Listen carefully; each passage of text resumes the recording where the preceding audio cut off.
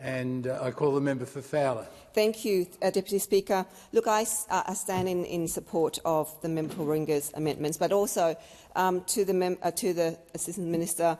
I think at the moment the only refugee, somebody who has escaped a war-torn country here you have to. I do know that you have as well. Thank you. Escape and live in refugee camps and representing a very diverse and multicultural community in Fowler. Our community have a lot of temporary visitors. People come for, to speak and to engage with our communities, students, relatives coming. So, for me, this bill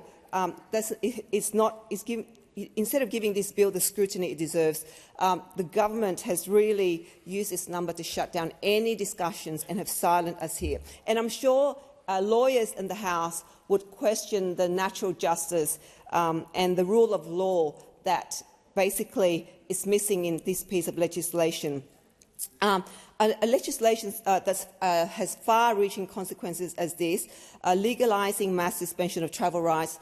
Australians expect their representatives to debate, question and examine every detail and not to be forced into silence. We all want a secure border and migration system with integrity. But this bill isn't just about security, it's about unprecedented grab for executive power.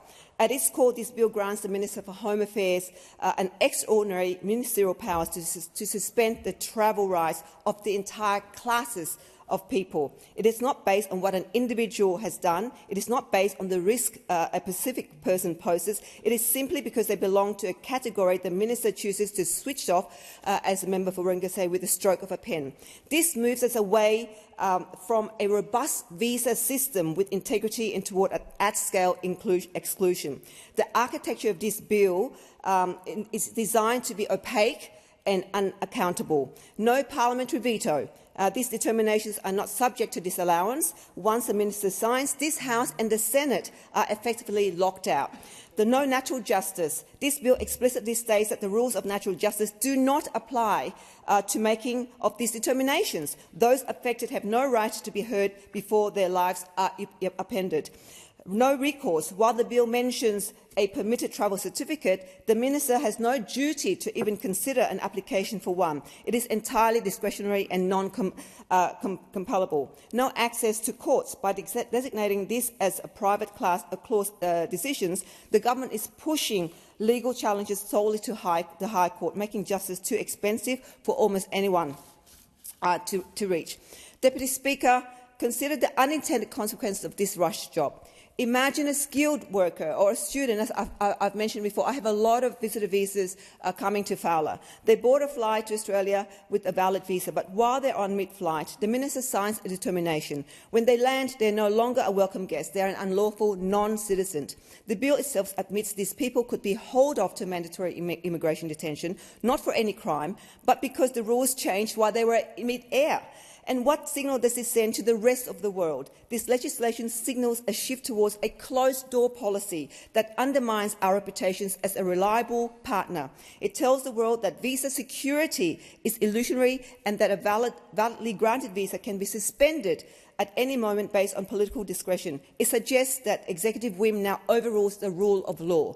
I understand the intent of this legislation, but consider all of the visitors from Iran, Iraq, that many are coming to my community. This will have unintended consequences for those visitors, like your electorate, Minister. Mine is very multicultural, and my migrant and refugee communities would question how could their relatives not join them, how can their relatives, visa has been cancelled. And as the member Warringah just mentioned, the process to apply a temporary visa is so complex. It's not easy. It's not easy at all. So any legislation meant to protect our nation must be done in a transparent, accountable and fair way. Integrity does not come from concentrating power in the hands of the executive.